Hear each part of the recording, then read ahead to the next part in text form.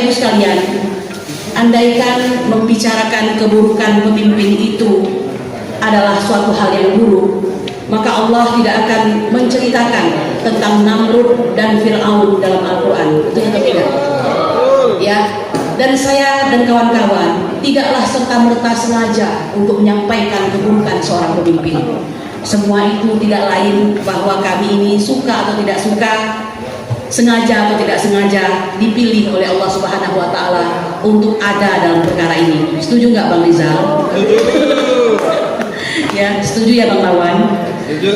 Jadi Bapak Ibu sekalian, ijazah selembar kertas itu tidak semata-mata tanda kelulusan. Dia adalah tanda legitimasi dari seorang pemimpin, ya, untuk mempunyai akses konstitusional kepada kekuasaan publik, ya. Nah, oleh karena itu, apabila kita menyatakan pertanyaan kita tentang keabsahan dari suatu ijazah itu, seharusnya pemimpin yang bijak tidak akan memaknainya sebagai suatu penghinaan, pencemaran nama baik dan fitnah, ya. Itu adalah merupakan suatu keprihatinan kolektif. Akankah ini suatu kebenaran, keabsahan daripada pemegang mandat tersebut, ya. Bapak Ibu sekalian, dalam teori apa ini lupa saya, saking banyak yang dipikir ini, fiksi hukum, ya. Itu ada suatu kondisi di mana kita ini semuanya dianggap tahu keberadaan dan keberlakuan hukum. Terserah Bapak Ibu ini mau lulusan UGM kah, mau lulusan Unsri kah, ya, dan saya lulusan Unsri maksudnya begitu ya, mau lulusan mana saja dari universitas swasta di Indonesia ini, apakah Ibu lulusan SD, SMP, dan SMA, Anda tetap dianggap tahu akan keberadaan dan keberlakuan hukum. Apalagi jika orang tersebut adalah pemimpin nomor 1 di Indonesia. Dalam hal ini adalah presiden misalnya begitu ya. Dalam hal ijazah ini, jadi permasalahan yang sudah bergulir ini, saya ingin mengatakan seharusnya, bukan hanya seharusnya, sudah pasti 11.000 triliun seorang presiden, mantan presiden yaitu Bapak Joko Widodo, pasti sudah tahu bahwa sesungguhnya hak untuk mendapatkan keterbukaan informasi publik itu adalah hak konstitusional, ya, termasuk perlindungan perlindungan data pribadi dalam hal tertentu itu boleh diketahui oleh publik. Nah, oleh karena itu, kalau sampai ada suatu laporan terhadap orang-orang yang sedang berusaha, ya, yang sedang berjuang, maka ini kita tanyakan sebenarnya siapa sih yang membisiki ini, kan begitu ya. Padahal dari kedua undang-undang tersebut tidak ada satupun yang membolehkan, ya, mengesahkan untuk mengkriminalisasi hanya karena orang tersebut menanyakan keabsahannya. Bapak Ibu sekalian, dalam teori hukum itu ada suatu pengetahuan tentang notoire feiten notorius. Ini adalah suatu sikap tentang hal yang negatif. Apa yang negatif tersebut? Yaitu kecenderungan untuk melanggar norma dan kaidah. Nah, mohon maaf saya katakan sebagai orang yang berkecimpung di bidang hukum, ya, bersama kawan-kawan hampir kira-kira 5 tahun di bawah pimpinan Profesor Dr. Egy Sudana Mastal SHMSI yang kebetulan adalah Presiden TPUA. Jadi saya sering menyebutnya Presiden, ya, supaya ini kebetulan ini urusannya dengan ijazah Presiden, jadi kita pakai TPUA pakai Presiden aja. Kalau Kak Rizal suka komplain nih, saya kok dikasih wakil presiden gitu, begitu kan. Kalau wakil ketua kurang bagus kan, jadi wakil presiden aja gitu, ya. Jadi ya, saya ingin mengatakan bahwa luar biasa yang kami hadapi dalam penegakan hukum hampir 5 tahun ini gitu ya, yang diurus banyak sekali, luar biasa, sampai-sampai orang mengira this is about big money, ya. Mereka tidak tahu bahwa di bagian bumi bernama Indonesia ini, di sudut kota Jakarta ini, masih ada orang-orang yang tidak hanya bicara uang dalam perjuangannya, yang terhitung, ya, terima kasih, ya. Perlu diketahui, hampir 5 tahun kami bersama-sama, ya. Saya ingat sekali, saya ikut itu dalam periode masih ada Ustadz Aka di situ. Aka tahu nggak siapa? Ahmad Hussein Nurdin ya. Ada siapa lagi itu? Bang Azam Khan. Nah, kalau ini selalu ada di setiap periode nih. Bang Juju Purwantoro. Of course ada Bang Profesor Egi selaku ketua begitu ya. Siapa lagi? Bang Damai Hari Lubis yang sering dikenal dengan DHL itu. Jadi dia niru-niru KD gitu ya. Kalau Gus Dayanti disingkat KD, dia DHL gitu ya. Ini orang-orang hebat semuanya. Dan saya berterima kasih karena diberi banyak kesempatan untuk berbakti di dalam bidang hukum tersebut. Kami memulai dahulu dengan perkara menggugat PMH. Ini lagi-lagi hubungannya selalu Pak Jokowi sebenarnya. Mungkin itulah akhirnya kami dilaporkan juga begitu. Dalam arti ini bandel nih orang melaporkan saya, selalu saja mempermasalahkan saya gitu ya. Jadi laporan gugatan kami tentang PMH melaporkan Jokowi 66 kebohongan yang oleh Pak Lizon itu dikatakan bukan 66 tapi 100 seperti itu ya kan. Nah kemudian juga PMH melaporkan DPR karena kami anggap tidak melaksanakan tugasnya mengawasi Joko Widodo dalam pemerintahannya selaku kepala negara dan kepala pemerintahan.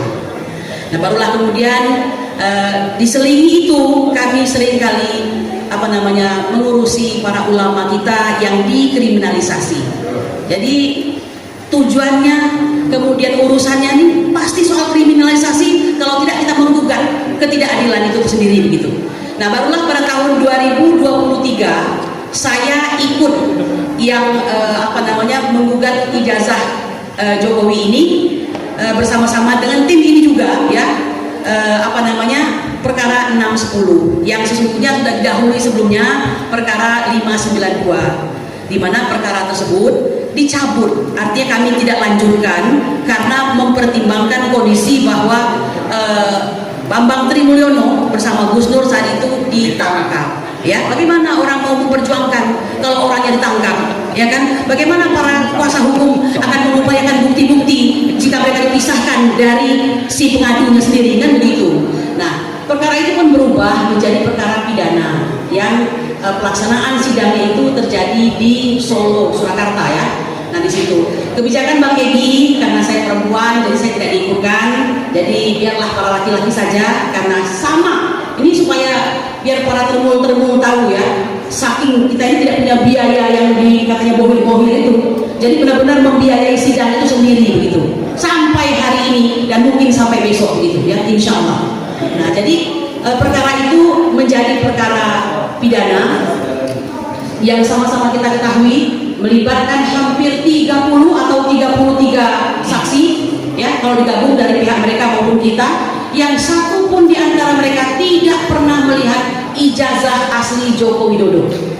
Dalam persidangan kalau saya tidak salah, kalau saya salah silakan dikoreksi bahwa sebenarnya hakim sudah meminta kehadiran Joko Widodo dan menghadirkan ijazah yang dia klaim sebagai ijazah yang asli tersebut.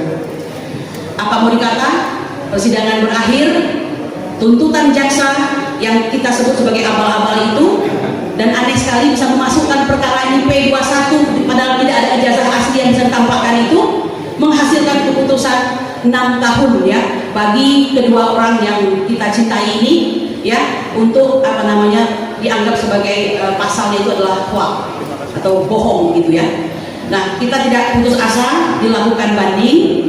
Banding itu ini suatu hal yang bagus terjadi ya walaupun sebenarnya kalau hakim mau melakukan perubahan harusnya perubahan total lah jangan tanggung gitu ya atau mungkin karena Jokowi masih berkuasa begitu jadi pasalnya berubah menjadi pasal kebencian ya sehingga keputusan yang tadinya 6 tahun turun menjadi 4 tahun. Nah kalau dari sini kita melihat berarti kebohongan itu tidak ada, berarti ijazah itu patut diduga memang palsu kan begitu ya. Nah, lalu dilanjutkan lagi upaya kita dengan kasasi memperkuat daripada banding ya mungkin hanya itulah maksimal yang bisa dilakukan, tidak mampu lagi membuat itu menjadi tidak bersalah lalu dibebaskan begitu kan. Nah akhirnya tetap 4 tahun dan mereka menjalankan. Gus Nur alhamdulillah sudah dibebaskan tapi pada hari ini Bang Tri masih bercokol ya, kita tunggu nanti prosesnya karena dari pihak Bang Egi sendiri ya saya lihat sudah mengutus orang untuk menjenguk beliau. Apa yang terjadi ya kita tidak tahu, inilah kekuasaan yang ada pada saat ini, semoga segera diselesaikan. Bapak Ibu sekalian, kami tidak putus asa, kami lanjutkan menggugat di Pengadilan Jakarta Pusat kembali melihat celah bahwa ini ada perubahan pasal dari pasal hoak tadi menjadi pasal kebencian ya. Berarti kan tidak terbukti yang hoak tadi itu begitu. Lalu kita mendaftar dengan perkara nomor 610 dan seperti biasa ini hanya mampu hakim itu menelurkan keputusan NO.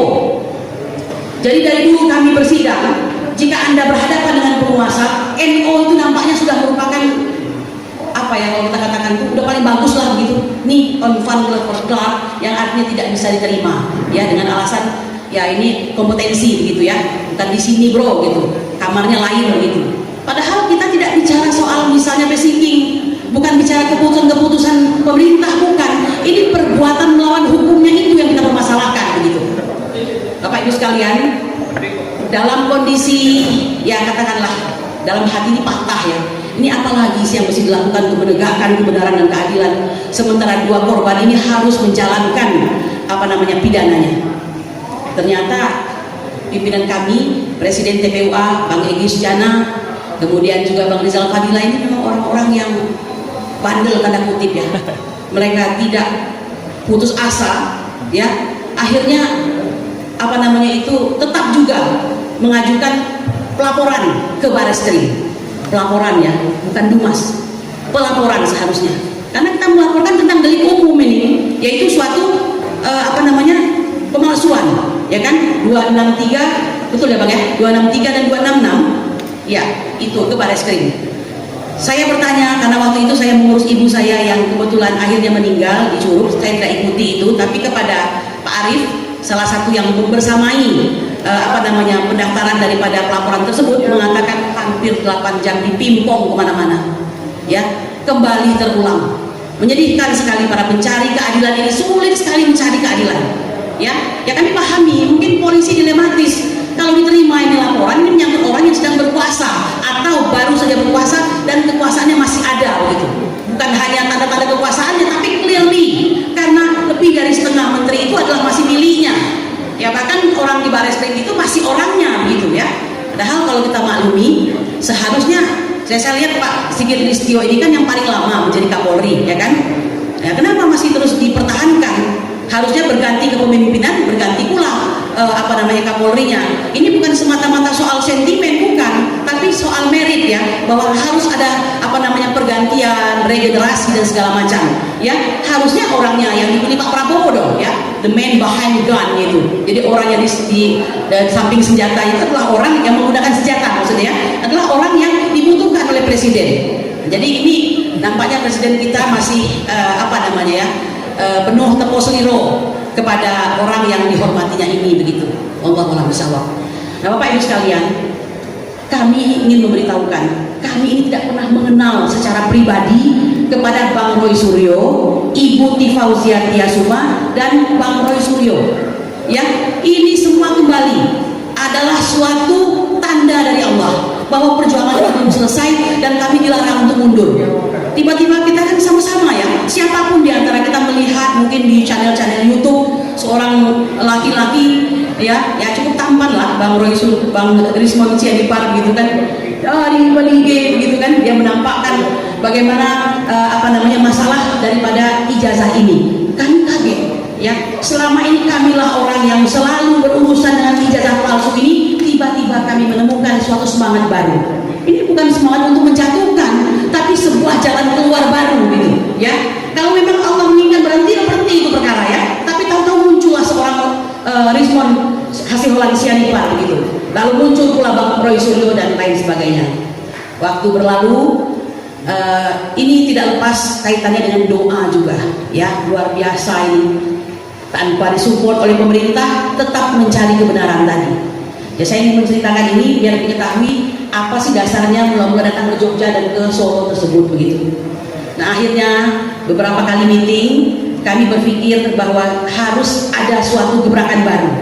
Kalau Bang Rizal itu menyebutnya final attack gitu ya, serangan terakhir ini dalam tanda kutip, itu bukan menyerang asal menyerang, maksudnya untuk mencari kebenaran ini gitu. Ditambah dengan semangat baru datangnya berita dari seorang Rismon Cianipar, kemudian Roy Suryo dan Tifauzia Tiasuma itu gitu.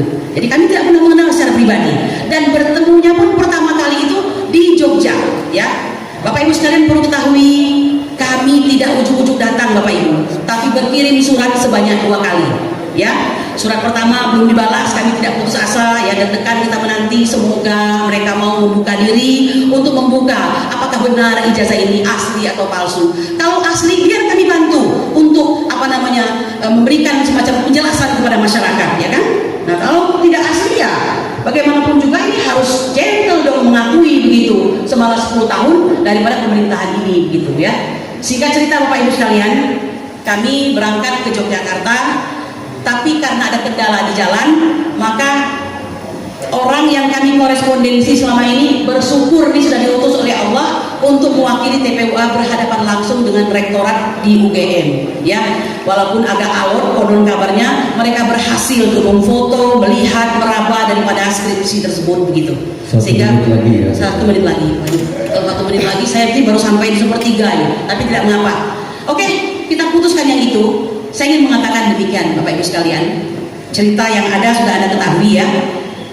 The president can do no wrong, ya. Itu adalah hal yang selalu dibuat.